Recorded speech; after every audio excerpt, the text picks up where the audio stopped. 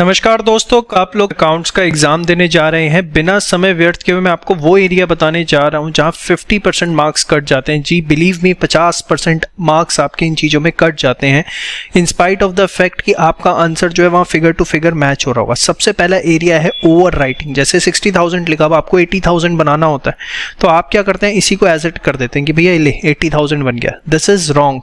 मैं आपको बता दूं, अगर आपने ऐसा किया तो माना जाता है कि वो फिगर आपने लिखी ही नहीं है, वो एंट्री आपने डाली ही नहीं है। तो आप सोच लो कि उसके मार्क्स कितने कटेंगे। सही तरीका क्या है कि सपोज 60,000 आपने लिखा और उसे आप ठीक करना चाहते हैं 80, आप इसे ऐसे कट करिए और दाएं बाएं ऊपर नीचे जहां आपको 80,000 लिखना है वहां लिखे, बट ओवर राइटिंग बिल्कुल भी नहीं करनी। जैसे 75 अब 95,000 करना है, बच्चे ऐसे कर देते हैं। ये बहुत गलत चीज़ है, मैं आपको बता रहा हूँ बार बार। इस चीज़ को कंसीडर किया जाता है कि आपने एंट्री की ही नहीं। अब सोच लो नंबर क्या हो गए। सेकंड सबसे बड़ी प्रॉब्लम शॉर्ट फॉर्म्स। ये जो आप लायबिलिटी का LIAB लिखते हो, प्रोविजन फॉर डाउटफुल डेट के लिए प्रोविजन के लिए PROV डॉट लिख दिया, डाउटफुल डेट के लिए DD लिख दिया, बिटवीन के लिए ऐसे लिख दिया, गवर्नमेंट के लिए ऐसे लिख दिया, कमीशन को COMM डॉट लिख दिया।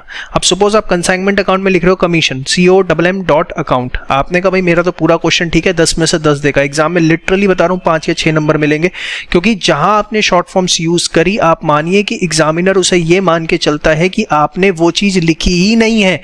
तो आप इस चीज को बहुत सीरियस नोट पे लीजिए। मैं आपको बता रहा हूं, मैंने इतिहास में ऐसे बच्चे देखे जिनके 90 मार्क्स आने चाहिए थे, but they are able to score only 50-55 marks, क्योंकि जब उनकी आंसर शीट निकलती है तो ये ओवर राइटिंग, शॉर्ट फॉर्म्स। और तीसरी सबसे बड़ी problem concise presentation. Concise presentation क्या होती है?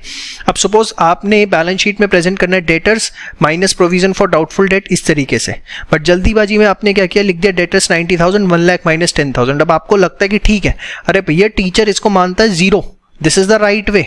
अब ये 0 मान लिया जाएगा एकदम कि आपने कुछ किया ही नहीं है। इसका ये नहीं कि हाफ मार्क्स कटेंगे। तो इस तरीके से होता क्या है, लगभग 50% के आसपास जो आपके नंबर है एग्जाम के अंदर कट जाते हैं।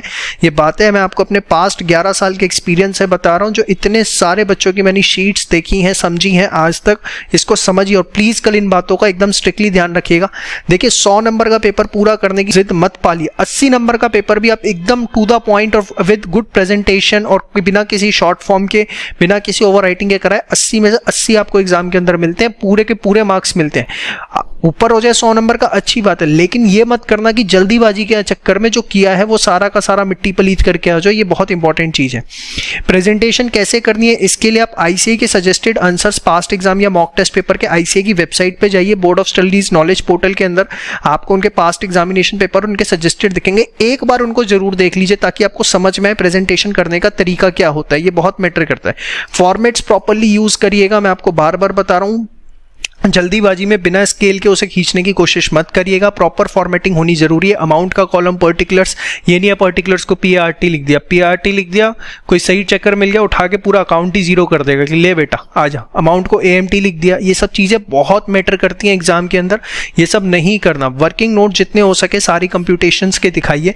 इसके लिए मैं आपको बोल रहा हूँ ICAI का जो लेटेस्ट MTP या सजेस्टेड है पास्ट एग्जाम के, उनको एक आधा पेपर को भी देख लेंगे, आपको आइडिया लग जाएगा कि कितने वर्किंग नोट्स क्या बनाने होते हैं, कितने। बस मेरे हिसाब से जितनी कंप्यूटेशंस हैं सबके आप जितने वर्किंग नोट्स बना सकते हैं बनाइए।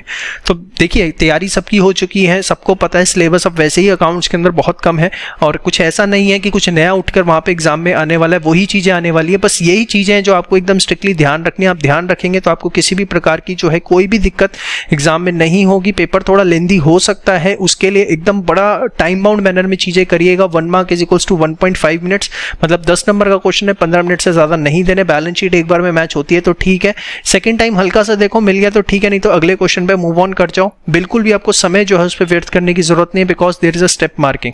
आप इस तरीके से करेंगे पेपर बहुत अच्छा होगा। एकदम शिद्दत के साथ लगे रहिए और बिना घबराए अपना पेपर देने जाइए। जय श्री श्याम।